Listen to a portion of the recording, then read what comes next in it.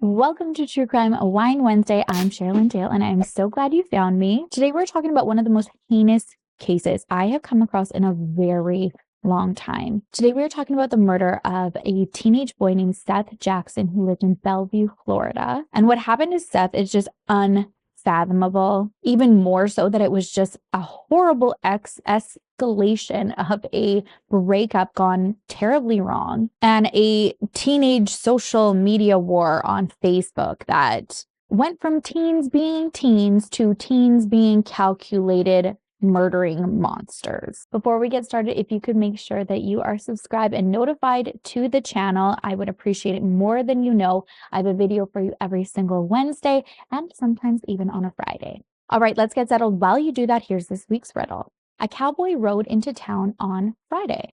He stayed for 3 nights and rode out on Friday. How is this possible? All right, I have to give a very big thank you again to Drip Drop over at Crime Circus. Apparently, this is just like my place to go for interrogation videos and just get lost in all of the content. But he dropped a multi-episode interrogation series on this case. It's been going on for the past couple weeks, and I'm so thankful because this is actually a case that has been pretty heavily requested, but I just felt like some things were missing. And so in being able to have like every single interrogation out there and just the way that it was all flowing, it made everything so much easier, and it allowed me to put this video together the way that I really wanted to. All right, so Seath Tyler Jackson was a regular teenage boy born on February 3rd, 1996 in Bellevue, Florida. His parents moved him and his 2 older brothers to an area in Florida called Summerfield in Marion County. I guess this is the really beautiful part of the state. And it's only a little more than an hour northwest of Orlando.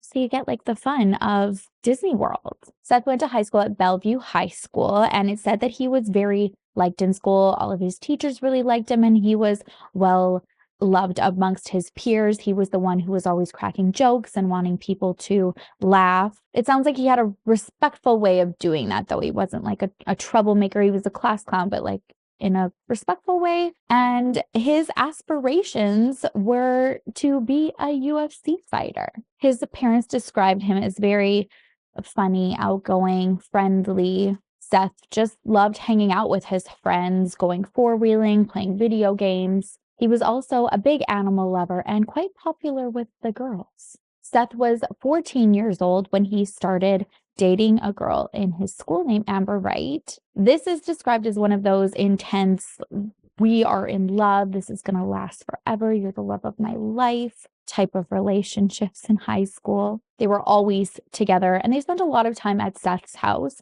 Seath's parents said initially there was no questions about the relationship. It just seemed like a typical teenage relationship. Like I said, Seath was popular with the ladies, so when Amber was coming around, they just figured, oh, it's just another one of Seath's girlfriends. But pretty quickly, they started to see just a few things that were concerning. They thought she was pretty manipulative for her age, and that the relationship was quite toxic for, being 14, 15 years old. It was kind of like they both were trying to get at each other, get under each other's skin, make each other jealous.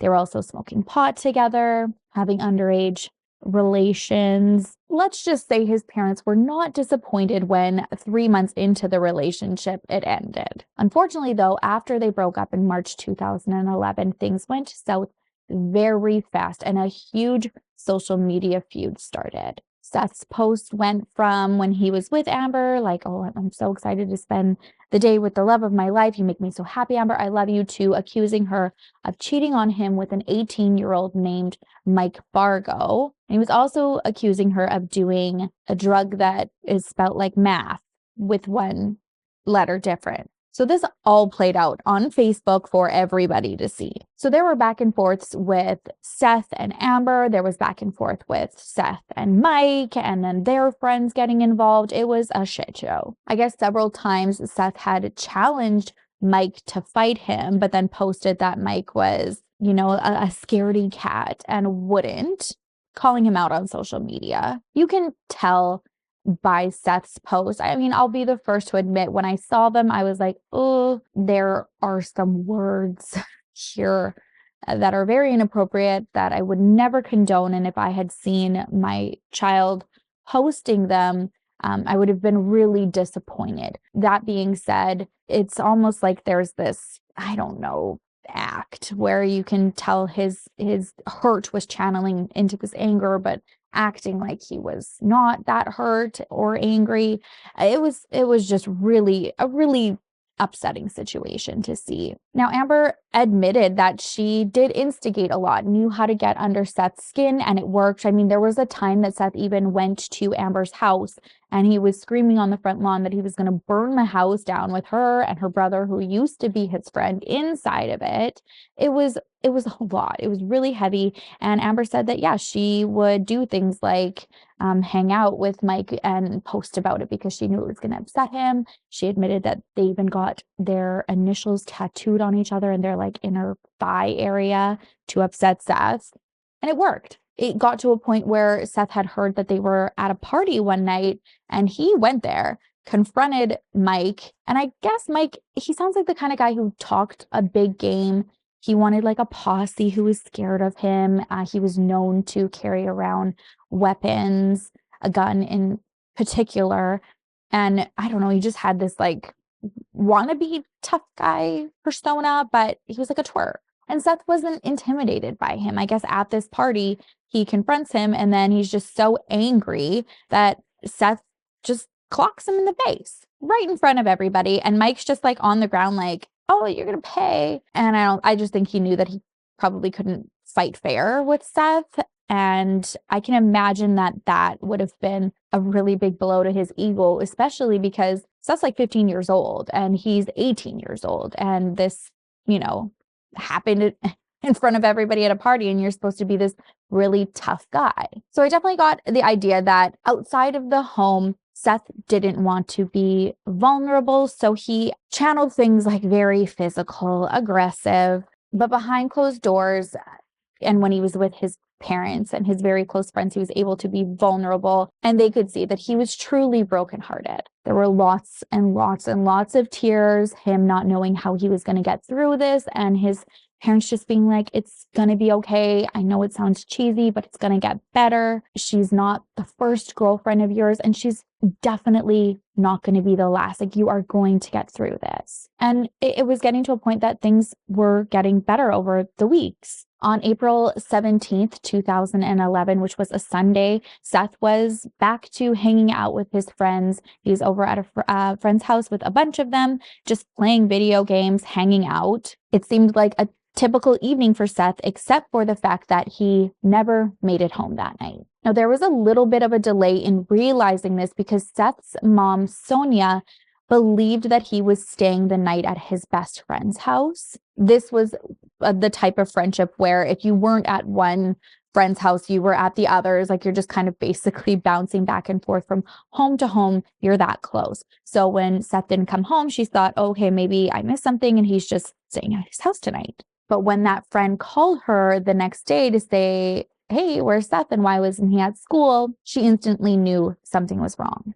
Seth was the type of teen that was always in contact. If he was going to be late, he would call no matter what, even if he knew that his parents were going to be a little bit disappointed. He always checked in with them. They always knew where he was and what he was doing. His mom immediately calls the police, and after, reassuring them that this is not like a runaway case, this is serious, needs to be taken seriously, they came and talked with Sonia, and they were just asking typical questions, like, who does he hang out with? Is he in trouble? Is there any specific events that have happened lately that may lead to like answers as to why he's just vanished? So she tells them about the recent breakup with Amber and that Seth was taking it really hard. After getting a little bit of information about how that whole thing went down, they decide to go over to Amber's parents' house and talk to her. And when they get there, Amber is home and she's also there with a friend of hers named Charlie Ely. Charlie is new to the area. She is older than Amber. She's 18 years old. But I guess her house was like the house to hang out with because she had it to herself. She was 18. She was married, but at the time, her husband actually wasn't at home. He was incarcerated. So she just had everybody over there to hang out with her. And I think a part of it too was that she was lonely and wanted people to spend time with her also. So Amber was one of those people, spent a lot of time there. Amber's brother, who was 16, a boy named Kyle Hooper, had actually just moved in there like days before the police had come to talk to Amber. And Mike Bargo, the center of the drama with Amber and Seth, also lived there. So Amber and Charlie tell investigators, yeah, we actually saw Seth yesterday. They were out for a walk. They ran into him on the block, and he had mentioned something about getting into an argument with his mom on text messaging. And it had gotten so heated that he just ended up being like, I'll see you later, and walked away. And that was the last that they saw of him. It's quite typical in this situation, if you have two friends together, to separate them and then get them to go over the story again to see if there's anything conflicting, anything added that wasn't before. And so this is done, and Charlie and Amber are separated, and Charlie goes to for a walk with one of the detectives down the road, and she actually shows the area where she and Amber had run into Seth. She basically says the same thing. This is where we ran into him, but then she switches things up a little bit about like how he left. She says that all of them were standing around talking, and then they heard this loud bang, and they weren't sure if it was a firecracker or a gunshot, but they all ran off, and Seth ran into an opposite direction of where she and Amber had gone. So this investigator is like, okay, well, like, where is this coming from? This seems like extremely important to know and doesn't follow the whole texting story that you just gave like 5 seconds ago. So let's talk more about this. Did you see or hear anything else that might be of value? And she said, yeah, she thought she actually saw a figure in the distance in the area that Seth was running to. And he was like, okay, well, do you know who this is? And she said, well, yeah, it kind of looked like my roommate and the guy that Amber's kind of seeing, Mike Bargo. So they go back to Amber's, and then the two detectives, the one who was talking with Amber and then the one who was talking with Charlie, they get their stories together, see what's aligning, and they're like, okay, well, Amber's story's not even closed. She's stuck to the exact same story that she told initially. So they ask her, like, what about this bang? Like, did you not think that that was going to be important? And Amber just completely denies it. She's just like stone-faced and says, what are you talking about? That never happened. And looks at Charlie like, that never happened. She's like, we saw him. He got a text. He got pissed off. He ran off. We left, period. Obviously, Mike's name keeps coming up. They want to talk to him. So they ask if they know where Mike is. And both of them say no, he hadn't been at Charlie's house that he was living at in a couple days. Convenient. So at this point, they leave the house to go to the station to put out a bolo. And they also want to send in a request to retrieve Seth's phone records. As they're leaving, Seth's best friend, who had initially called his mom, is out there in the trenches looking for his best friend. And he runs into the detectives outside of Amber's house. And he's like, are you here to find out information about Seath Jackson? They say yes. And they ask him, while you're here, do you have any information that you think might be helpful? And he says he saw Seth that night. He said the two of them were at a friend's, hanging out, having fun, playing video games. All of a sudden, Seth gets a call. He looks down at the caller ID and then just looks at his best friend, and he's like, it's Amber. And his friend was like, dude, do not answer it. Like I said, though, it was just one of those really toxic relationships. I'm sure this is very relatable if you've been in something like that where you shouldn't answer, but it's just like eating at you. You've been waiting for the call. You're like, oh, one day they're going to call me and come crawling back and da-da-da. It sounded that is exactly what this was. He wanted to hear what Amber had to say. So he said he had to go off and take the call. After he's done on the phone, he comes back, he sits down, starts playing video games again with his friend, and his friend said that you could just tell his mood was off. He seemed very agitated. He's like, what did she say? And he said, oh, I know she's just messing with my head. She's telling me, she loves me. She wants to get together and just talk and see how we might be able to work this out, even if it's just as friends. His friend is like, no way. This is bad news. You know better. Seth's like, I know, but it just put a damper on the whole night. And he's like, I need to go home and just get this out of my mind. So he left. So the detectives ask his best friend, okay, well, does it sound to you that he was agitated enough to just be like, I need to go and I need to clear my head and get this girl out of my head, and he just didn't want to tell anybody?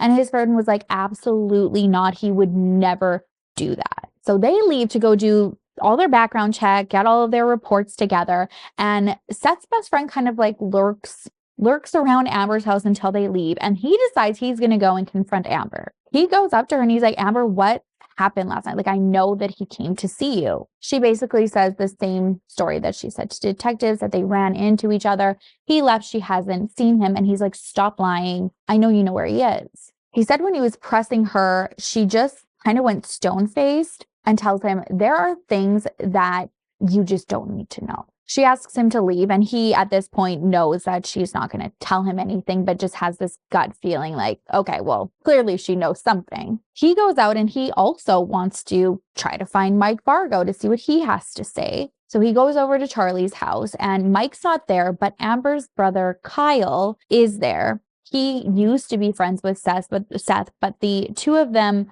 also had recently had a falling out. A lot of it had to do with this really public, nasty breakup with Amber, and Kyle not liking some of the things that was being said about her on social media. But also Seth and him were kind of involved in this little like, let's get back at each other love triangle. And Seth was trying to make Amber jealous with another girl that Kyle was into, and he like caught them canoodling.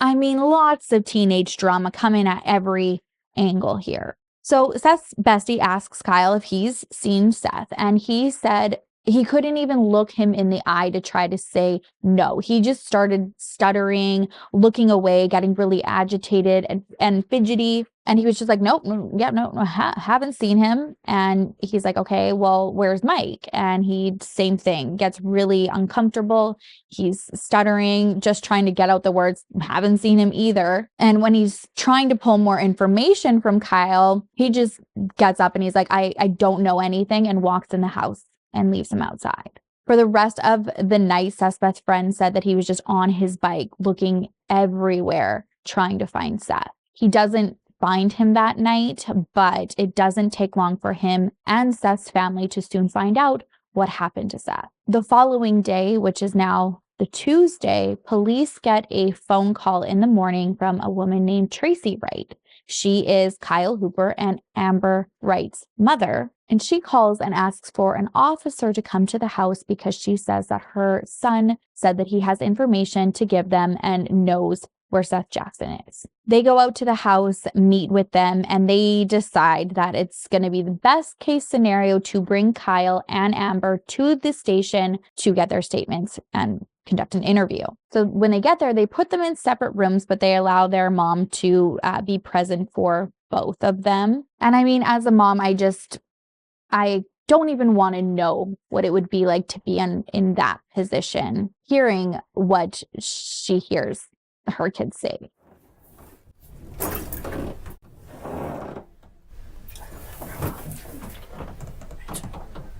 Detectives also made the decision to call in Charlie Ely and another roommate that was living at the house as well, and his name is Justin Soto. He also went by the name Roach, so if you hear that name, that's who they're referring to. They start with Kyle because he seems to be the most forthcoming. He was the one who told his mom that he knew what happened to Seath. Are you going to be honest with mom in here? He hasn't. Okay. He actually confessed to me this morning. Okay. So we'll just do this all at one time. Get some information. This detective was really great. Like, there's just no beating around the bush with her. She's just like, are you going to be honest? And then she just cuts right to the chase. Do you know where Seth's body is right now? Do you know where it's at? Well, he was, Mike was talking about somewhere by Gander Mountain. There's a rock quarry. That's where it possibly could be, over there by Gander Mountain.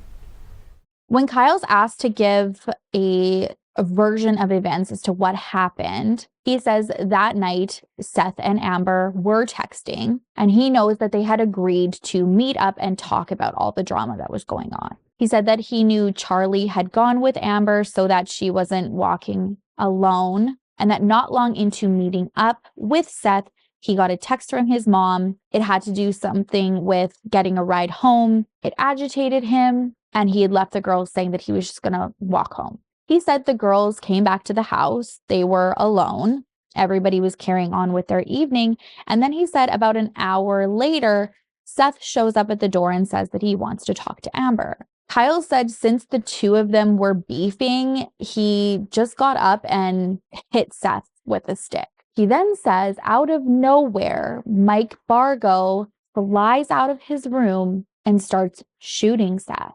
Initially, Kyle says he doesn't know what happens after this fact. As soon as he started hearing gunshots, he ran out the front door and all he could see was just Mike waving this gun, saying, if anybody says anything, you're next. Kyle says he panicked. He didn't know what to do. He came back to the house. At this point, he was told that Mike had brought Seth to the bathroom, put him in the bathtub, and he believes that he had burned his remains and taken them to a nearby rock quarry. When the detective's like, okay, like, where are we getting this information from? Like, why do you think he was burned? He says he thinks that something happened in the burn pit that was outside in Charlie's backyard because Mike kept making reference to it the next day. He did this not only to Kyle said, but he also had done this to Kyle's mom when she came to pick Kyle up the next morning to take him to his shift at McDonald's without knowing what was going on. And Mike asked to come along with them. He kept kind of bringing up these ominous questions to Kyle's mom. Now, this is the type of area where it sounds like the parents within the neighborhood all grew up together as well. And then now all of their kids were growing up together. So it was like, you just always see like kids out, someone was at so-and-so's house. It was like they were all like reliving their childhood again, but like it was their kids doing it. And so from what people said, Mike felt very close to Kyle and Amber's mom, even referred to her as mom. So Kyle's mom, Tracy, even said that morning when he got in the car, he was just like asking odd questions like, Mom, would you still love me if I did something really wrong? And she was like asking like, okay, well, like, yeah, does this mean that you have something you want to tell me that you did really wrong? And he was just like, no, I'm just wondering.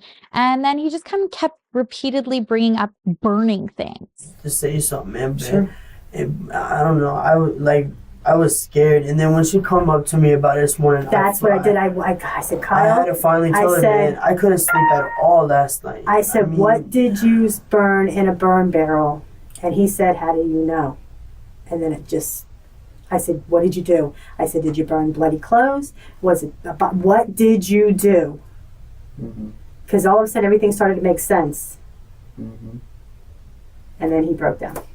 At this point, once he's kind of laid everything out there, the detective asks if she has permission to speak to Kyle alone. And Tracy says yes. She says she already knows everything. And the detective basically says, listen, I know that there are things that you are leaving out of here. There's a lot missing. And I think a lot of it has to do with the fact that you don't want to hurt your mom. Your mom is going to love you no matter what. I know this because I am a mom, and we just need to get the truth out there. At this point, he kind of implicates himself a little bit more. He says that after the shots, he actually didn't run out of the house. He was scared. He wanted to, but Mike said, I need you to help me take Seth to the bathroom. So that's what he did. He then said that Mike asked him to start a fire in the burn pit in the backyard. So he did that too. And then he also assisted Mike in getting Seth's body to the fire.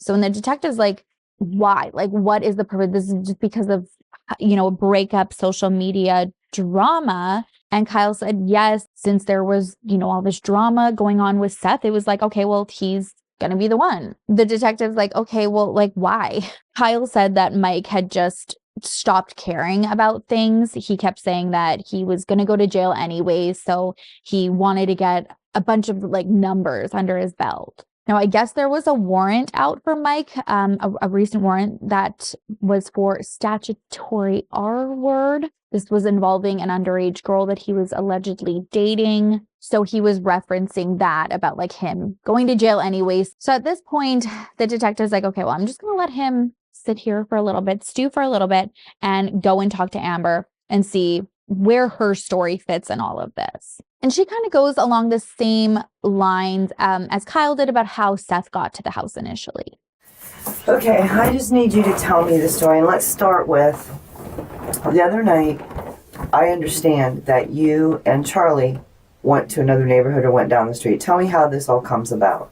Well, me and him were already talking on the phone. Me and him. Seth. Okay, you and Seth. Did Seth call you or did you call Seth? Well, he had called me a couple days before that and I didn't answer. Okay. So I called him that night. And you and Seth, and correct me if I'm wrong, okay? You two had a relationship. Yes, ma'am. Was he, how was your relationship with him? Not the best. Tell me why you say not the best. We'd always fight. He'd always hit me and cheat on me and all that. So he was physically abusive to you? Yes, ma'am. Who all knew that? Me, Charlie, my brother, Okay, so Kyle knew about it. Did Mike know about it? possibly. Were there a lot of people in the neighborhood just that ran around with you guys that knew this? Yeah. Because your mom, I understand, knew it. Mhm. Okay. So Seth had called you a few days before. Mhm. You called him back, and what day was that? Mhm. Today's Tuesday. I think it was Sunday night. Sunday night? It was the night that this all happened. Okay, so you called Seth, and what did Seth say? Well, it started off, I was like, hey, I know you called me the other day and I didn't answer, but you wanted to make up. So do you want to make up or like try and be friends or something because I'm sorry for everything? And he was like, yeah, I think that'd be a good idea for the both of us because we're both tired of fighting with each other. But we just wanted to stop the drama. So were you guys going to get back together as a couple? No, we were just going to try and be friends. Okay. Because we were friends before we ever dated. Okay, We were really close. okay. And he was like, well, you should walk down here. And I was like, well, if I walk down there, I'm not walking alone because it's too dark, so can my friend Charlie come? Uh-huh. And he was like, sure, I guess. Where was Seth at when he said, walk down here? The neighborhood at the end of my road, Bellevue Ridge Ridge Estates. Estates. Okay, so you guys went down there and talked? We were talking for maybe like not even 30 minutes. Okay. And his mom, I guess, texted him. And I was like, who are you texting? I thought we were talking. And he was like, my mom told me either right now or never. And I was like, oh, okay. I guess they started arguing, whatever. And then he looked at me. He's like, Arguing with his mom through Yes. text? and Okay. I guess he called her a bitch or whatever. I didn't want to get in it. And then he was like, look, I'm not in the mood to talk right now. I'm getting out of here for now. I'll see you around. And he walks off. Okay. And I was like, okay, I guess. So Charlie's like, well, do you want to just walk back down to the house? And I was like, yeah, I guess. So we got back down to her house. We were watching TV. And then like an hour later, Seth comes knocking on the door. Charlie answered it and was like, what do you want? And he was like, can I just talk to Amber so we can figure things out? Did Seth call you before he came down No, there? ma'am. So he just showed up an hour later. Yeah.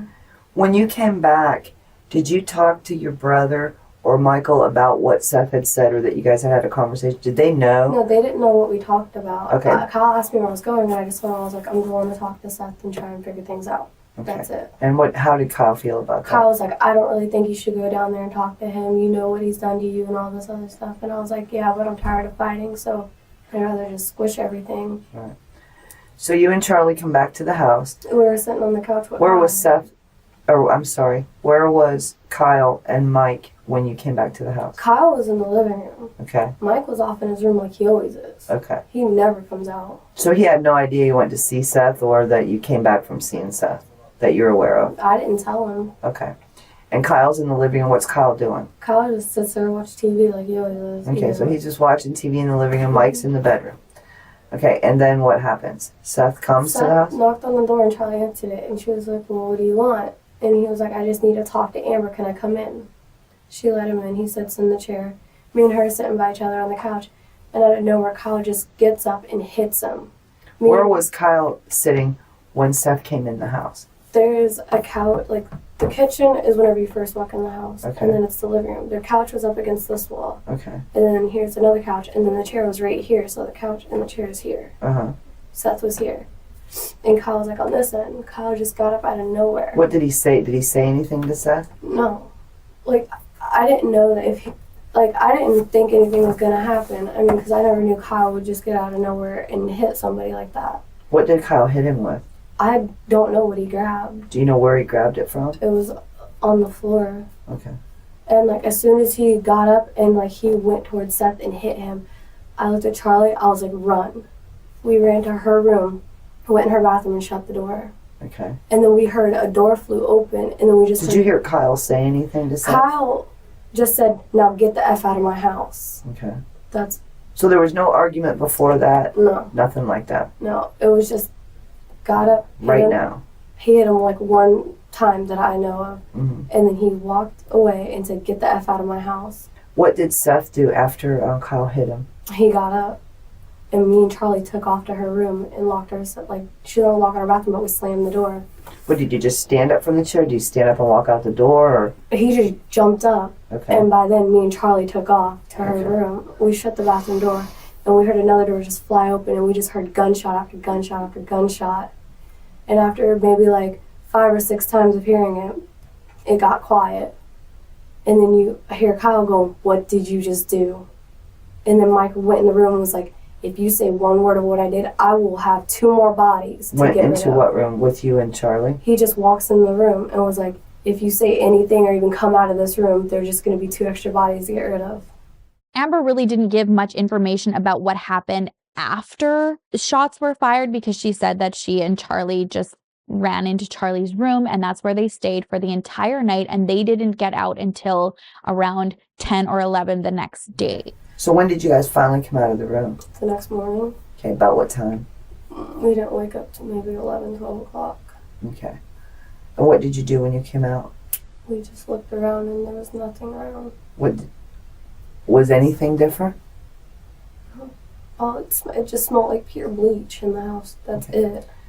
When the detective asked, like, okay, like, did things look out of sorts? Like, what was it like when you left the room the next morning? She said everything looked normal. The only thing that was different was that the house smelled like bleach. She had no idea what happened with Seth, where Mike was, because when they left the room, her and Charlie went to go and hang out at a friend's house. Honestly, like, it just, there's so many times that I was researching this where it was just like so incomprehensible to try and wrap my head around, like the lack of concern and severity to the situation. Like, oh yeah, we just stayed in until like noon, slept in, and then went and hung out with a friend. And this was really apparent to me, especially when I saw Charlie's interview, who was like also speaking to another detective while Amber and Kyle were being interviewed.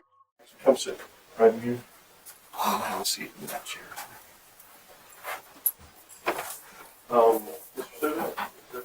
Okay, is it not just me, or does she roll up into that room looking like she just walked through the wardrobe and she's coming out and seeing Narnia? There's another part of the interview where she's identifying who was there when this happened with Seth, and she's just like playful.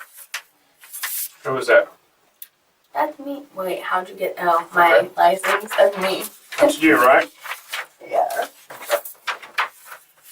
Who's this person? Seth. Okay.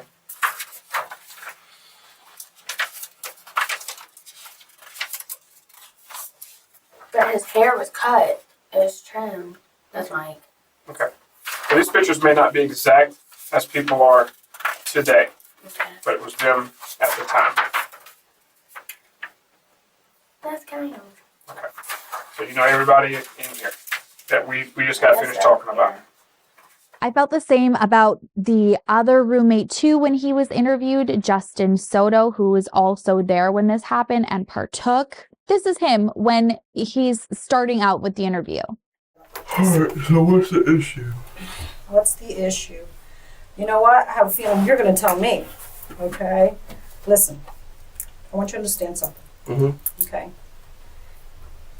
I don't know what you do or don't know. You're not in trouble with me. Yeah. Okay? But this is extremely important. Mm-hmm. Obviously, you know that. Okay? Yeah. It's so disturbing. Have just a speck of a soul, you know? Okay, back to Charlie. Okay, do you know why you're here? Yes, sir. Why are you here? Because something happened with Seth. Something happened with Seth. Yeah. Okay.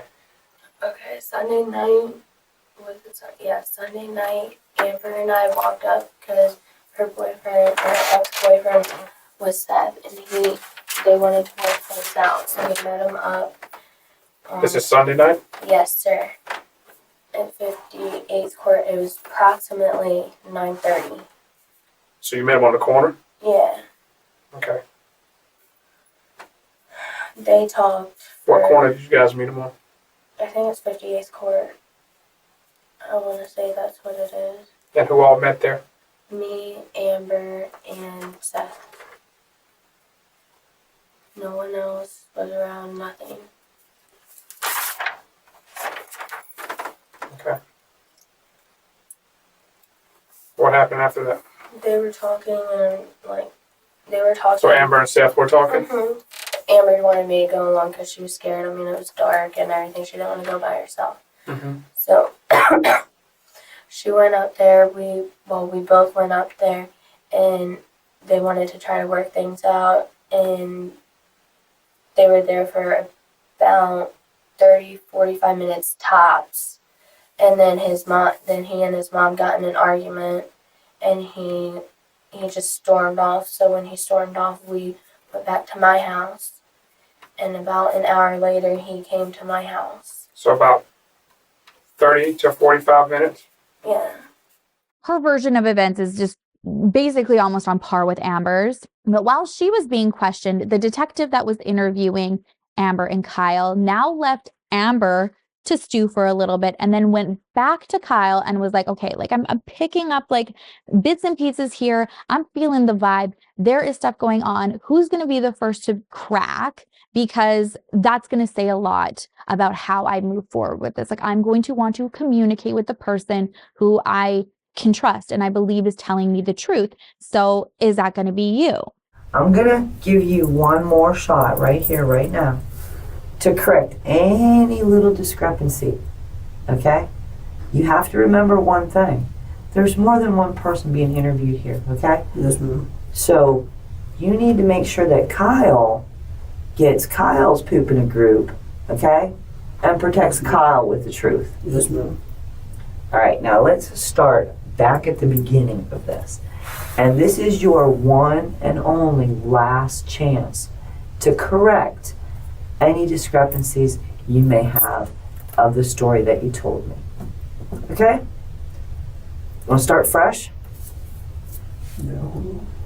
Basically, what she was really wanting to get at was this premeditated? Like, it didn't sound like this just happened. The fact that there was all of this drama and now all of a sudden Amber and Charlie ran into Seth and then he comes over an hour later, like it just wasn't making sense. And Kyle finally breaks. He says this was a plan and every single person in that house knew about it. Not only did they know about it, but they helped bring it to fruition, especially Amber, since she was the one who lured Seth there knowing what was going to happen. And once she's got that information, she goes back to Amber and presses her hard. She's like, I know you were the one who brought him there, and I know this was a plan.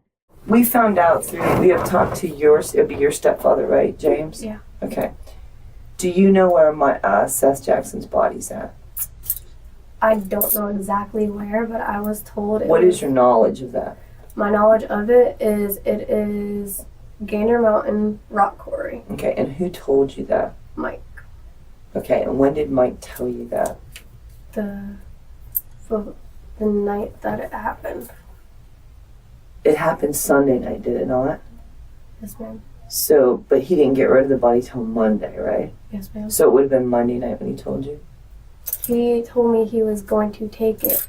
Okay, so Sunday night he told you he was Because, like, before any of this, he's like, I don't know if he was always just joking around or whatever. He was like, oh, if I ever had to kill somebody, I'd just take him to the Gander Mountain Rock Quarry. Okay. On Sunday night, you, Michael Vargas, your brother, Kyle, Charlie, Brandon, and yourself, and then James shows up, your stepdad. All 7 of you are at the house, at Charlie's house. Michael's playing Brandon's playing the guitar and stuff like that. Was your stepfather there when Michael Vargas started talking about the plan that you guys were getting together to kill Seth? Yes, ma'am. He was there. What did he say about it? He didn't say anything. He's like, I need to go home. Okay. Did you know that Michael Vargas had offered to James to kill your biological father for James? No. You didn't? Like, all he really, like, I don't know, like, exactly what he said, but it was somewhere along the lines of, if you ever needed me to, I would. And he looked at me, would you be mad if I did? And I was like, that's my father. Don't say that to me. We might not get along, but he's still my dad. Okay. When you and Charlie decided you were going to go get Seth or you were going to bring Seth to the house, did you call him on your cell phone and then go meet him? You didn't come back to the house with him right then, though, did you? What do you mean, right? When you called him and said, "Hey Seth, I want to make up with you," when the part of the plan was that you to kill him, that you and Charlie needed to lure Seth to the house, did you call him on your cell phone? Did you call Seth? Then tell me exactly what happened. You guys, did you go up to his neighborhood up to 140th? Yeah, you did? Me and Charlie walked up there. Okay, then what happened? We stood at the, there's a road that comes off 140 coming from Charlie's house, the first road to the neighborhood. We stood in the road, we were on it, we were by a stop sign. We stood there waiting for him 10 minutes, and then he finally got there. And then we talked for a minute, and then we started walking. Okay. And where did you guys walk? To Charlie's. Oh, okay, so there was no time when you went there and you came back to the house without Seth and Michael had a fit. I'm just asking because that just confused me, sorry. one of the stories that I got was that you and Charlie left to bring Seth back and you came back to the house without Seth. Who's at the house when you bring him back? Roach, Kyle, and Mike. So Soto, Hooper, and Vargas. It's Bargo. Bargo, I'm sorry, I keep calling Vargas. Bargo's there, and when you come in the house with Seth, who do you see? Roach. Okay, so Soto's the only one that's visible, because Hooper and Bargo are. Where are they at? Mike's room with the door shut. Okay.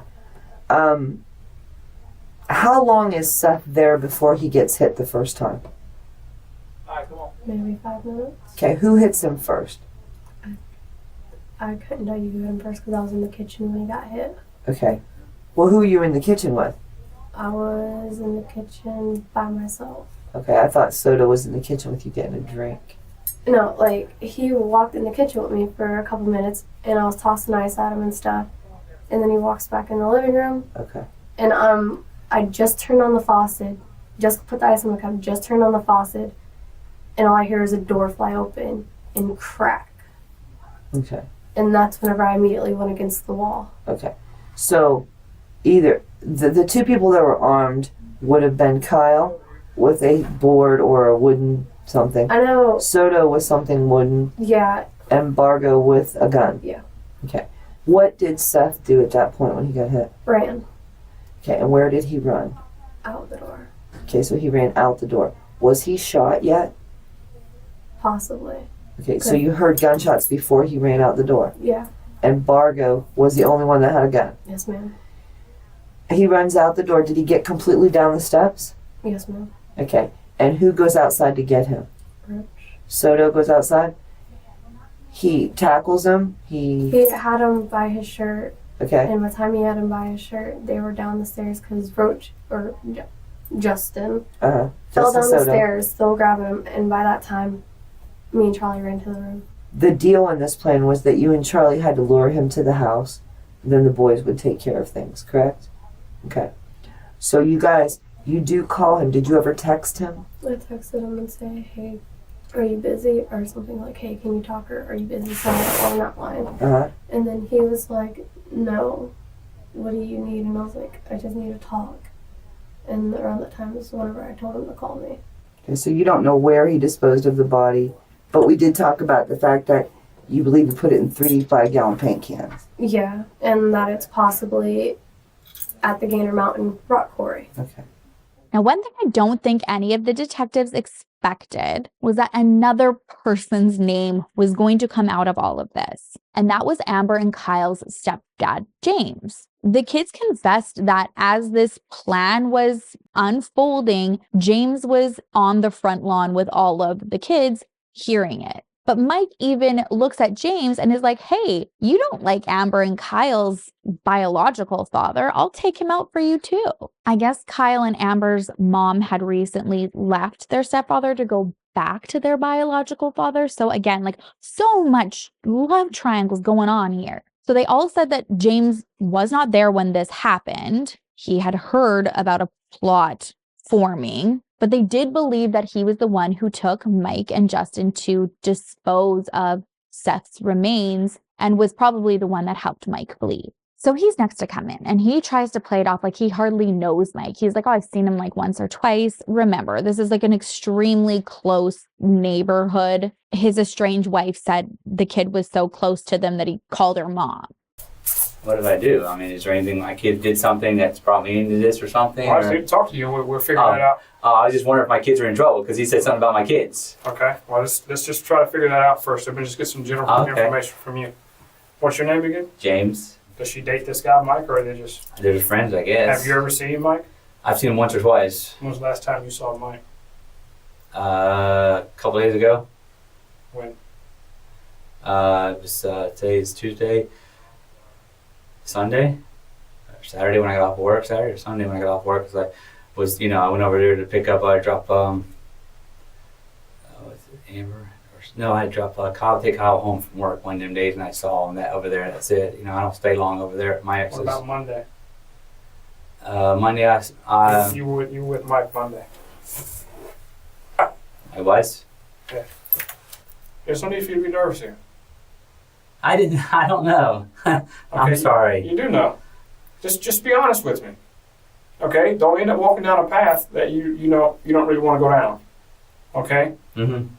You're in here for a reason. I'm talking to you for a reason. Right. So obviously you should know. Okay? Okay. I need you. All I'm asking for is the truth. Okay, I know. Okay. Okay? I got up that morning. They called me. Amber called me, asked me to want to hang out with him, so I went over there. I didn't know what was going on. I didn't know what happened that night. I didn't know what was going on. All I know is they were bragging and joking around that they might have killed someone. Okay. He did. So I didn't think nothing of it. Kids will be kids, I thought. Did Mike get in the truck with you? Yeah, for a little bit. We went out for a little bit and got right back. Okay. That's what I want to know about. Yeah. Let's stop beating around the bush. Okay. Okay? You're a grown man. Yeah, I know. Okay? You see exactly what the road that I'm going on. Right. Okay? I'm not going to sit here and pull it out you. I know. You All don't right? have to pull it out of me. This is your opportunity, okay, for you to be straight up with me and tell me what's going on. This is what I want to know, okay? I want to take, since you want to take baby steps, I want to know, when you went over there, what happened? What happened after that? And what happened after that? All I know is I took him, we went to town, he had to go somewhere, we went to out there by Gander Mountains. Slow down. There's no need to talk, you talk fast. Okay? I understand you're nervous. You've already beat it around the bush on me. I'm sorry. Okay? Let's take it slow, so you clearly understand me. Right. So you don't say you left something out. Okay? All right? I even do a better thing for you. See this right here? I'm going to clean the slate for you. That's a brand new page. Okay. You agree with that? Yes, sir. You fair with that? Okay. And then he says, well, we got to get rid of something. We got to get rid of evidence. I said, what? So I don't know what it was. Okay. So he put something in the back of my truck. I don't know what it was. And a friend of his was with him. And we got in the truck. Who was with him? Roach. I don't know what his real name is. They call him Roach. Okay. And then I took him out there by Gainer Mountain out there off of 40 out there and to CSI whatever pit and dropped him off. Dropped him completely off? Them two and off. And I left. Okay. I went to the store, come back and picked them up. No, they were. You never said anything about it. You just said they put 3 buckets in the back of your truck. So you didn't say they put 3 buckets in the 2 bricks. Because they put them in there before I was leaving. I was getting ready to leave and we were leaving and I thought they were just going to Gander Mountain to get something. Well, the guy just told you he killed somebody. He needs you to help get rid of evidence. So you didn't think y'all were going to Gander Mountain to do some damn shopping. I thought that's what we were doing. Did you take him to Gander Mountain? Yeah. Did you park in the parking lot? No, I didn't take in the parking lot. Okay, so you bullshitting me. Yes. All right, let's stop it. Okay. All right. No more smiling. I'm sorry. The game is over with, okay? I didn't do nothing. Well, I don't need you to keep lying to me. I'm not lying to you. James, we've gone from you know nothing about nothing to now some guy telling you he killed somebody, put 3 buckets in the back of your truck, you took him to some secluded area, and he dropped these buckets off. You know a lot. Yeah. Okay? Don't play games with me. I'm not playing. I'm sorry. You see the picture you're painting? Yeah. I'm going behind bars right now. It ain't a pretty picture. Yeah, I'm going behind bars, losing everything I have. Okay? That's your choice. No, I didn't choose it. I didn't choose to do that. Did the guy put a gun to your head? Yes. He put a gun to your head. Yeah, he told me. Threatened you. Yes, he threatened me. What did he drive? Okay. Let's entertain that for a second. Come on, you go walk down the lot now. No, I'm not lying. All right? See how hard that is? No. All right, don't lie to me. I'm not lying to you. All right? I'm sorry. Exactly. God didn't threaten you. No. They didn't actually know they were going to do it. Explain to me if they were joking around about it before. Well, they were basically when my daughter and him was separating, they were basically calling each other names, and my daughter and him was fighting. And who was him? Seth. Okay. This was before. This was like a month before all this happened. They were calling each other when they separated, and then the guy Mike was basically threatening him over the phone, on her phone and stuff. So I thought it was just kid stuff. So it was petty stuff. I thought. So what did Mike tell you? He never told you that he was going to kill him? No, he never told me. Never told me he was going to kill him. So why would he call you Sunday night? Why? I mean, what's so significant about him calling you? I mean, was he trying to get brownie points with you or something? I guess. Because he wanted to date your daughter? Yeah. So he called you Sunday night, and he says, "It's done." And you said, "What?" And he said, "It's done. It's taken care of." And what? I was like, "What?" And he's like, "It's done." And then I said, "Okay." So I thought he was just joking around, and I hung up and went back to bed. Okay. I was half asleep. But what did you assume that he had said? He was either kicked his ass, or he killed him. Yep. Which one is it? I assume maybe he killed him. Okay, so you had all night to think about it. You got up at 12 o'clock, right? Mm-hmm. Knowing that you were going over there. Not really. I wasn't going over there. I planned on going there. I was staying home to do laundry. But Take you care of my said you went over there business. at 12 o'clock. I did, because my daughter called me. What'd she call you over there Asked for? me to come over. Because ain't nobody got no vehicles over there, right? Right. So you're the only vehicle man. Yep. You knew you were going over to help Mike out to do something. Right. I didn't know what. You just didn't know what at the time. Yep. But knowing that this guy was dead. Yeah. And you didn't call. No, I didn't call the cops. Why? I don't know. Because I thought it was a joke. I thought he was just kidding with me when he said it. Because I thought it was a joke when he told you that. Yeah, because I thought he was just joking you went around. over there the next day. Mm-hmm. And he puts 3 buckets in the back that he told you there's a body in. Mm-hmm. Right? Right. Take him to this dump site. He's not with you for about 15 minutes. Mm-hmm. Mike and Roach gets back in the truck. And we left. And y'all left. Y'all ride around, get beer. You go back to the house. You have dinner after you just dumped this guy off. Mm-hmm. Right? The bucket's out. And then you take him to some girl's house. Who is this girl? I have no idea. Well, dang, I thought he's seeing your daughter. Why would you be taking him to another girl's house? I don't know. But you knew Mike liked it, your daughter. Yeah. But yet you take him to this other girl's house. Mm-hmm. Mike cheating on your daughter, and you cheating on your daughter. Yeah, I know. Right. I'm bringing him there. Yeah. Okay, that's beside the point. Then you guys go to Start. Why did you take him to Start? I don't know. What? Does he know anybody in Start? Yeah. Who? The girl that he called to talk to. I dropped off. I guess they're brothers or whatever. Her brother's in Start? Yeah. You know her brother's name? No. Okay, but Never met the guy. But if we find her, we'll be able to find the brother. Mm-hmm. Is that where Mike is now? I'm assuming that's where he Have was. you I talked to dropped Mike off. today? Nope. You ain't talked to Mike since you dropped him off? No, sir. So if I check your phone, it's not going to show any contact between you and Mike? No, sir. You can check it right now. I screwed up. That's what I did. Yeah, you did that. I should have never went over there. But let me ask you something. I think I should have just called the cops and said, hey, I think something's going to happen. That was my You think something's going to happen? Yeah. Because I thought he was, You knew about this prior to. And that's why I came back in here. And you just, I didn't even have to say it. You said it for me. You knew this was going to take place prior to you getting that call Sunday night. You ever playing guitar over at the house? Mm-hmm. They talked about this, right? Mm-hmm. Tell me how that went. Because you were there. And they discussed this. After I left, I thought they were just joking around by texting him to come over there. Because when I said I'm leaving, Mike offered something to you, didn't he? What? Didn't Mike offer to take care of something for you? Yeah. What? Take someone else out for me. Who? Take someone else out? Mm-hmm. Explain that. It's Amber's dad. You don't like him, do you? No, I don't. Why? He took my ex left me for him.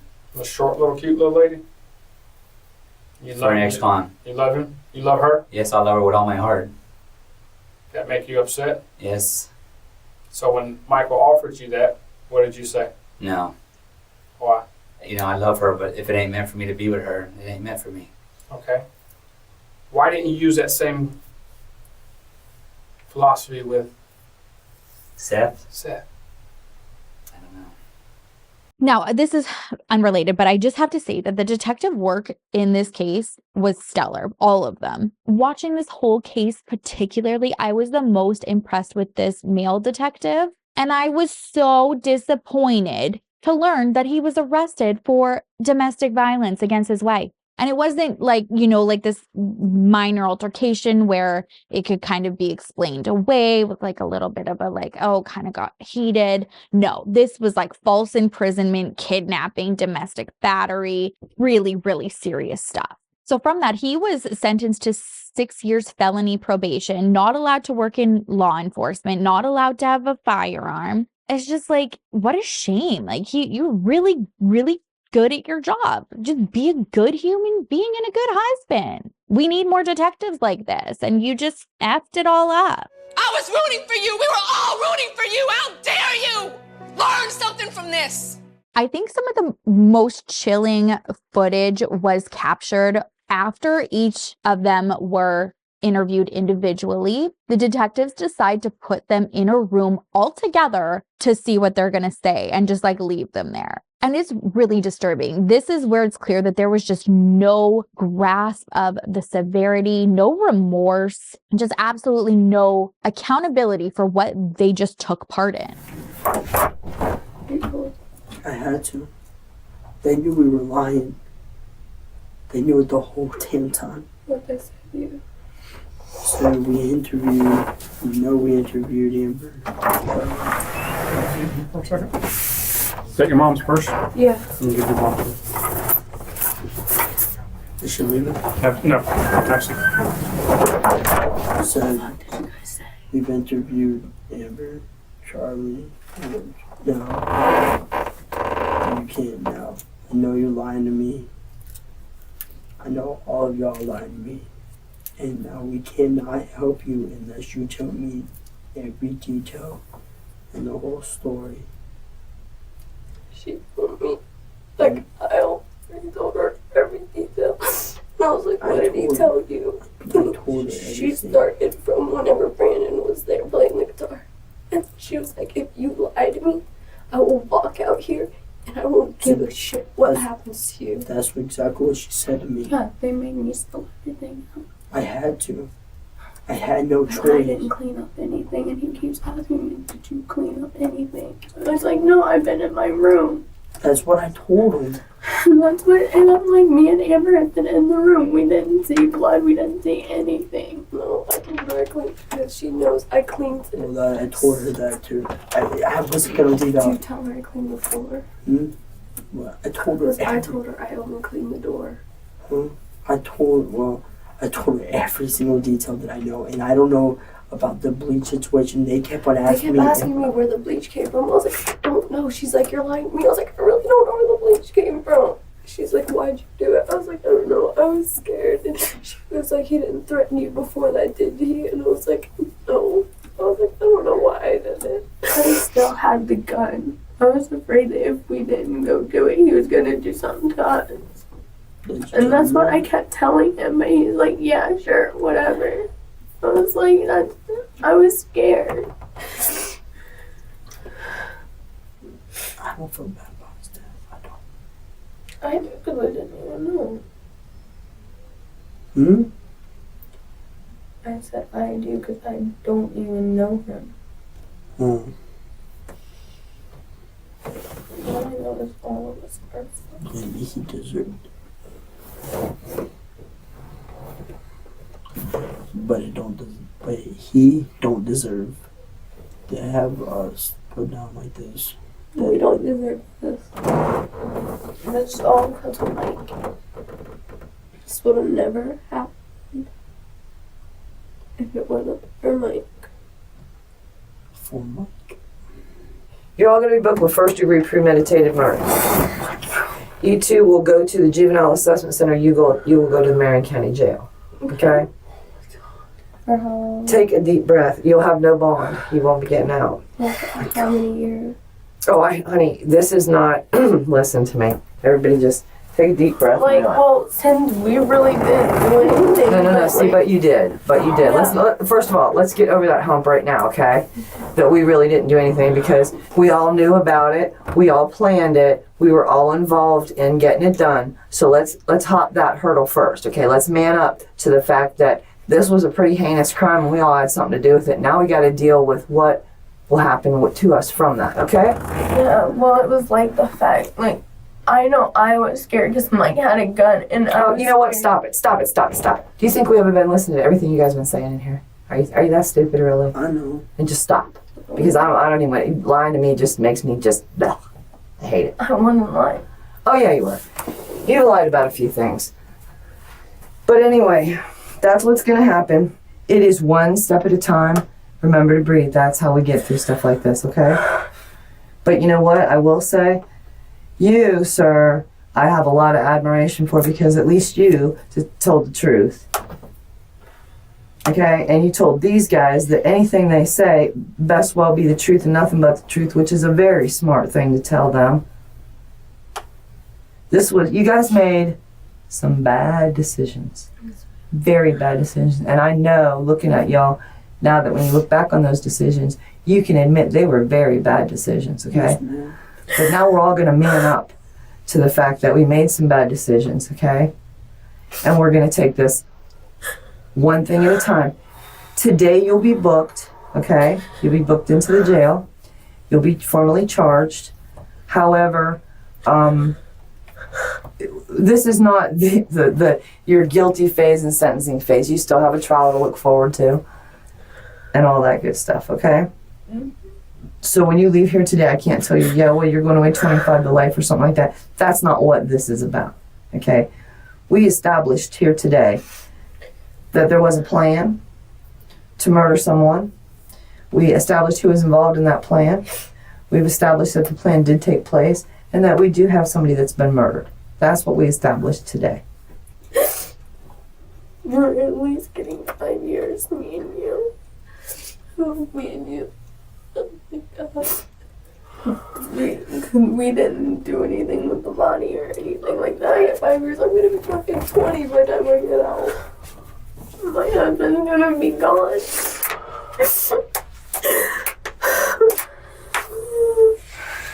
Oh, you guys are going to the juvenile thing. I'm going to the big thing. Have you seen the fucking juvenile? The juvenile is fucking crazy.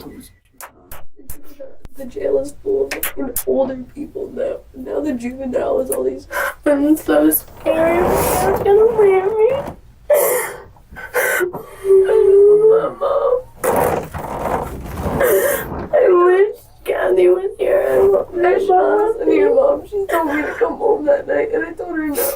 That part was just so unsettling to me, where it's almost like, okay, they thought that they could pass the buck and try to justify their involvement in it when they were being interviewed, like, oh, I'm scared and this is why I did this. But the detective, reminds them, like, at no point nobody called before or after. It simply, you could have sent a text to Seth and been like, do not come, this is a setup. No one did that. And then to sit there and cry. Charlie's crying because she thinks that her husband, who's in jail currently, isn't going to wait for her by the time she gets out. Amber's crying because she thinks she's going to be in there for probably about 5 years and she's going to be 20 when she gets out. It's just like, and then they just sit there and they're like, my God, this is what happens when you listen to my eyes. Just like, oh my, it was painful. The selfishness, the lack of accountability, awareness, remorse, really disturbing stuff. All right. So just to summarize, because everyone was kind of going back and forth and there was like all of the lies and stuff, the final version of events that they were sticking to and saying that this was the truth. So it all started with Mike, Amber, and Seth having their feud, not getting along. And one afternoon, Mike says, we need to just kill Seth. Nobody likes him. He's just got to go. The only thing we need to get him here because he knows that if I call him, he's not going to come because he's going to know something's up. That's when it's decided that Amber is going to be the one to lure him to the house because everybody knew that if she told him she wanted to get back together with him, Seth would do it. he would want to talk to Amber. He still loved her so much, even if he was saying horrible things, even if he was so angry, showing so much aggression, it was coming from a place of just like such a broken heart and him being immature and inexperienced with dealing with those emotions. They knew that as soon as she said she'd get back together with him, he'd do it. So that evening, Amber texts Seth and says that she wants to talk about the two of them getting back together. And Seth is hesitant, and he even says to her on text message, like, Amber, if you are setting me up to get jumped, I will never speak to you again. And she's just like, oh my God, Seth, no, like I would never do that. All I want to do is just talk. And so he agrees. And at 9:15, he leaves his friend's house to go and meet up with Amber. When he gets there, Charlie's there, and Amber just says like she didn't want to walk alone. So the three of them walk together to Charlie's house. When they get there, they said that Seth saw Justin Soto sitting on the couch and was kind of like backing up a little bit, being like, what's up? I thought I was just here to talk with Amber. And Charlie just kind of plays it off like, oh, what are you doing? I thought you were going to text me if you were going to come over. This seemed to just kind of ease Seth a little bit. He sat down, started talking with Amber. Meanwhile, Kyle and Mike were hiding in Mike's room. Kyle says he's the first to come out. He just barrels out. He's got like a stick in his hand and he hits Seth over the head. At this point, he said that Seth started to run. And as he's running, Mike came out of his bedroom and shot him a couple times. He's still able to run. He's actually able to get out of the house on the front lawn. And Justin Soto goes after him and drags him back into the house. Mike then drags Seth with Kyle to the bathtub. This is so upsetting. He at this point sees that Seth's actually still alive and then finishes him off. He's then dragged by Mike and Kyle and Justin to the fire pit that is in the backyard that had actually already been started earlier on in the day to get the coals and the flame hot enough. There are tires placed on it as well to try to mask the smell. And basically they just stayed out there all night, drinking around the fire, socializing, laughing. Like they treated it just like this, like a fun weekend bonfire that you have with friends. Zero remorse. And around 11 p.m., Charlie's neighbor actually came over because he was concerned about the fire because I think that there had been a recent ban. And the neighbor said, like, you would have never guessed something so gruesome was going on. They said that Charlie was just like really bubbly, like just like her bubbly self, friendly, outgoing. She was just like, oh yeah, I'm just like having some friends over to keep me company because, you know, my husband's in jail right now. And they just promised the neighbors, you know, that they'd keep everything under control, and they left. The next morning, they had shoveled Seth's ashes and remains into 3 paint buckets that were at Charlie's house from when her and her husband had painted the house when they moved in. And James came to pick up Mike and Justin to drive them to a rock quarry that was nearby in Ocala. And when they got to the rock quarry, they threw the paint cans into the water that were being weighed down by cinder blocks so that nobody would be able to recover them. Thankfully, investigators were able to recover Seth's remains when they were given the location from Justin and James. I mean, I say thankfully just in the sense of like wanting your loved one to come home, wanting their remains to come home, but there's just not even like a shred of comfort in it at all. There's just no excuse when you have this amount of people that knew what was going to happen and no one stopped it. Like that is just what keeps running in my mind, where it's just like there's just no excuse. There's no comfort out. There were so many people involved in this. This did not need to happen. Now, Mike was found pretty quickly after everybody was interviewed. He was about an hour and a half away hiding out at a friend's house. He's brought in for questioning, but he immediately asks for a lawyer. Do you understand each of these rights I have explained to you? Yes, sir. Having these rights in mind, do you wish to talk to, it says us here, but I'm saying me. Do you wish to talk to me now? I'd like to give him one phone call because I need to get over with somebody. I need to call my lawyer. You want to talk to a lawyer? Is that what you're telling me? I mean, I'll talk to you, but I don't want to call my dad. I want to call my dad. Hold on a second. You just said You want to talk to a lawyer. Did you want to talk to a lawyer, or do you want to talk to me? I want to clarify that first. I'm talk to a lawyer. Okay. Stand up. Is there any way I can go get some help though for this shit? Yes, sir. Like, I mean bad. Like, I'm hurting bad right now. Okay. And The next question I'm going to ask you, are you willing to come back to Marion County with me voluntarily, or do you want to be booked here to Broward County's jail? I'll come back with you. I'm sorry. I'll come with you to Marion County. Okay. All right. I got a question on what's going on. I have no idea. What the hell is going on? I think you clearly know. I can't talk to you about anything. You've already requested your attorney.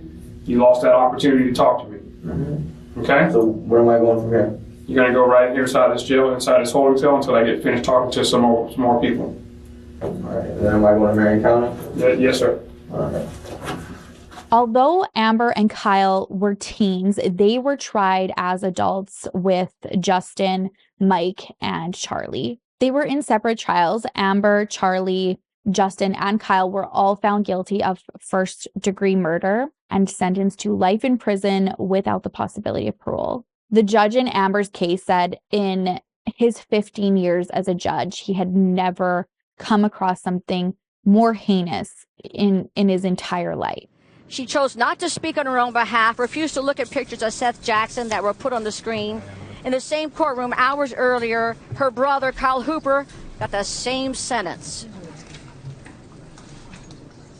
Amber's actually been sentenced twice. She was granted a retrial in 2016. Her first conviction was overturned when it came out that there was some violation to her Miranda rights, like the timing that they were read. But once again, thankfully, she was again convicted of first-degree murder and sentenced to life. With this sentence, she doesn't have no possibility of parole. She is up for review in 25 years. So there is a possibility that her case could be reviewed, and that wouldn't be until 2041. Now, Charlie's sentence was vacated in 2020. She ended up pleading guilty to a much lesser charge, and she was released. And fun fact, her defense lawyer was Jose Baez. He was Casey Anthony's defense lawyer as well. So, Charlie is out now. And as for James, he was deemed too incompetent to stand trial. He allegedly had an IQ that was too low for him to do so. So his trial was delayed for years. When he was finally deemed competent, he pled guilty, but he was never given a sentence. He pled guilty and then, they were like, okay, come back for your sentencing hearings. That just never happened. So he's just rolling around. And according to Drip Drop's update on Crime Circus about this, and then based on what I could see as well, he's just never had a sentencing hearing. And since he was out on bond, he's just still out. Now, Mike, at his trial, he pleaded not guilty, saying that he was framed and innocent, despite the fact that he had told multiple people about this plan, that he was going to do it, and then told them about it after the fact. So he tried to imply that his roommate set him up. Taught everybody how to use that gun. I showed everybody how to use it, Just don't point it at anybody and don't point at yourself, If you're going to use it, here's the bullets right there. There was no trigger lock on it. I kept it right on this black shelf. You look right into my room, it's right there on the shelf. It's right out in the open. Anybody can get to it because, if I'm gone, because I don't carry it with me. I do not carry it. If I'm gone, you see a rat, shoot it, Things are varmints, man. You shoot the damn thing. I'm going to just put this out there right now. I listened to all of his testimony, and I don't know how I'm sane right now, especially because so much of it was the embarrassment, the painfulness of it reminded me so much of Daryl Brooks. And I was like, Sharon, why are you doing this to yourself again? But I have been so committed for a good month or so on this. So I was at the point of no return. I had to go through, but I'm telling you, these are the things I do for you guys. Okay. The best way I can explain it is it looked like he was having the time of his life up there. It was he thought if he could just talk for the rest of his life and just stay up there, he would never go to prison. Something that would take you 30 seconds to say, no exaggeration here, you guys, 0. It took him about 10 minutes.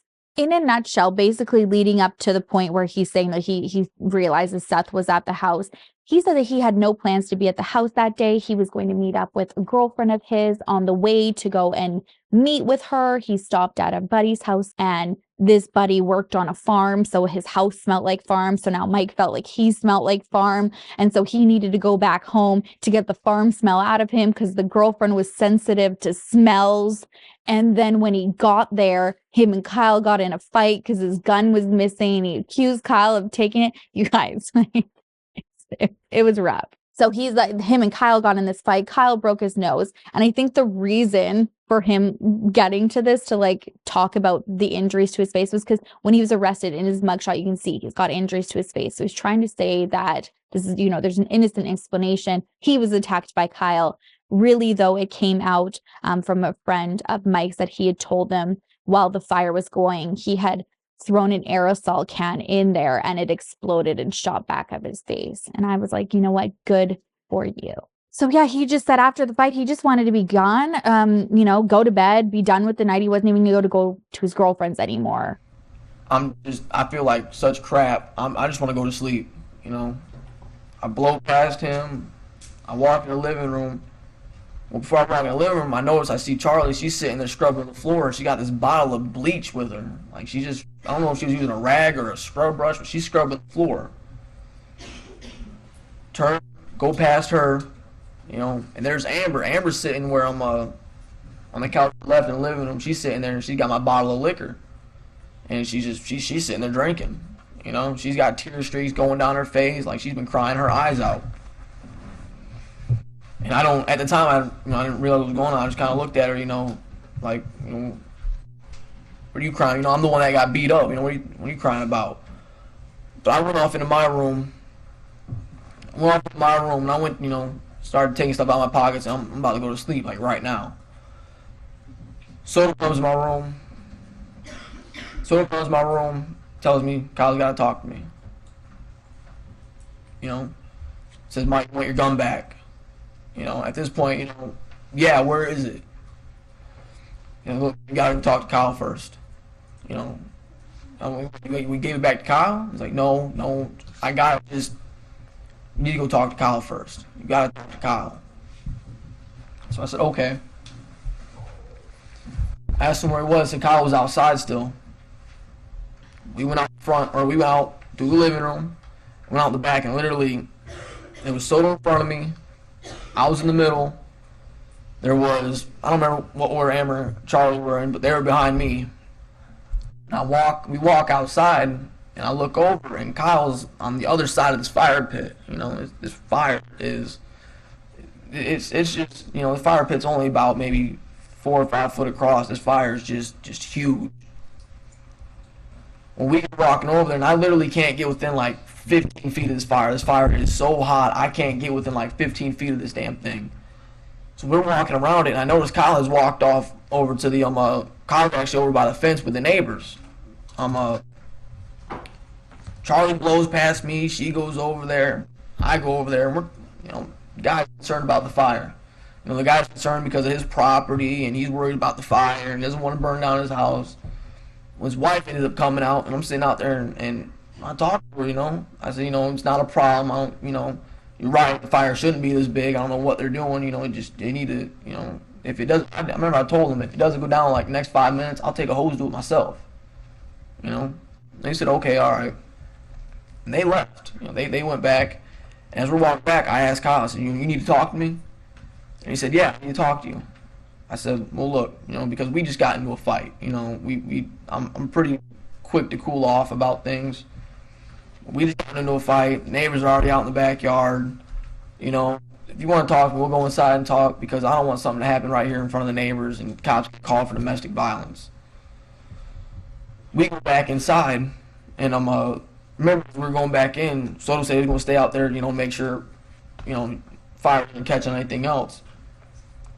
We go back inside and we go into my room. And I remember Kyle told the girls to stay out in the living room. And they sat back on the couch, I think.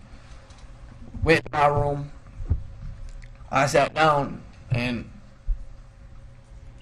I asked, what do you got to tell me? And what is it? And he gives me this whole spiel of, I know, I can't say what he said. Well, I don't. Yeah, man, I'm trying to. I can't tell you what he said. Wish I could. You can say what you did in regards to what he told you. Well, when he told me what he told me, I was dumbfounded by what he said. I couldn't believe what he just told me, and then he kind of put everything together. I come inside, Charlie's cleaning with bleach. Amber's sitting there crying her eyes out. There's a freaking fire 20 foot tall in the backyard. Kyle's sitting here crying his eyes out, talking about he doesn't know what to do, and he doesn't know, kind of put it together, it's pretty, I didn't know what to do. I didn't know what to say. I freaked out, and I remember because I said, you asked me what would I do? What should I do? What would I do? And I told him, I don't remember what I said. I said something about somebody's going to call the cops, or he's got to call the cops. I never said I was going to call the cops, because I don't under no circumstances call the cops. I don't care what it's for. I don't care if I see a robbery across the street. I'm liable to get arrested just because the cops don't like me. But I don't remember what I said. Somebody's going to call the cops, or he's got to call the cops. But when I told him that, he freaked. He freaked because he thought I was going to call the cops on him. And, got to threatening me, talking about if I call the cops, he's going to say I did it. What are you talking about? I'm not going to jail for you. I'm not going to jail. I'm not doing that. I'm not going down. What are you talking about? And he's talking about, it's either you're going to help us or you're against us. Either you're going to help us or you're not. You're already in on it. You're already here. It's too late to back out. And it was just, yeah, it's excruciating. If you're into torturing yourself and you just get a kick out of, I don't know, becoming really frustrating and just wanting to rip your hair out and screaming at your screen, then maybe watch it. It's painful. Good thing is nobody in the courtroom bought it. Mike was found guilty. At sentencing, there was a majority ruling by the jury. It was a 10-2 recommendation for the death penalty, which was granted. He was sentenced to death. But later, the Florida Supreme Court had to order a resentencing because the rules had changed that unless it was a unanimous decision, you couldn't go on a majority ruling for a death sentence. So there was a whole resentencing phase. But in 2019, a jury was able to unanimously decide that Mike Vargo deserved the death sentence, and he is still on death row today. There's been a lot of talk in this case that Amber played the biggest role in this, and I honestly don't disagree. I struggle because I'm like, oh my gosh, she was 15. You're kind of out of your mind with hormones and all that stuff. And I remember okay, but me and my friends all went through that too, did the whole wars, and never in my mind would I ever be able to think that that's how I would want to get back at somebody who hurt me. There's no way. And I felt like I had, that high school relationship ending was the biggest heartbreak of my life up to that point. And I would never want to harm him. And if anybody suggested it, I would be the first to be like, hey, don't go here. I don't know. It's just, I've struggled just trying to understand and be empathetic. And I'm like, there is none. The empathy is for Seth and his family. You know better. I don't care if you're 50. You weren't 5. There's no way to spin it that if Amber had not been the one to text him and then even encourage him that she would never be somebody to lure him. His only fear at that point was that he was going to be jumped. I cannot imagine the fear. You don't think that that's where somebody is going to go. And then for her to sit there and be like, I would never do that. And then to know what she actually knew what was going to happen, that it was far worse than jumping. He would still be alive if it wasn't for Amber. And I think I'd really like to just finish this off with something that Seth's mom read at, I believe it was at Kyle's sentencing hearing, and this was her victim impact statement. And she says it best. Words cannot describe the pain and suffering you have inflicted on our family. You have taken so much from so many. The loss of our son has been the most difficult thing we have ever had to bear. It has changed our lives and the way we think, feel, and live. Our lives will never be the same, as we will never see our son grow up or have children of his own, nor will we ever spend another birthday or holiday with our son. As I stand here today, or sit,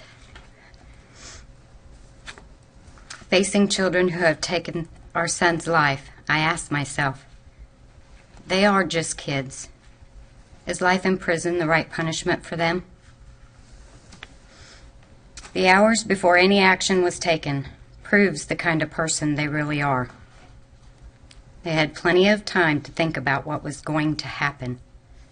The thoughts running through their minds should have raised red flags. They say their minds are not fully developed at this age. This is true, but it does not take a fully developed mind to know and understand right from wrong. After all, a 2-year-old learns that hurting others is not accepted in our society. This was no accident. Seth and Kyle were friends at one time. Kyle even spent time in our home. I will never understand how someone who was supposed to be Seth's friend exhibited hatred towards him.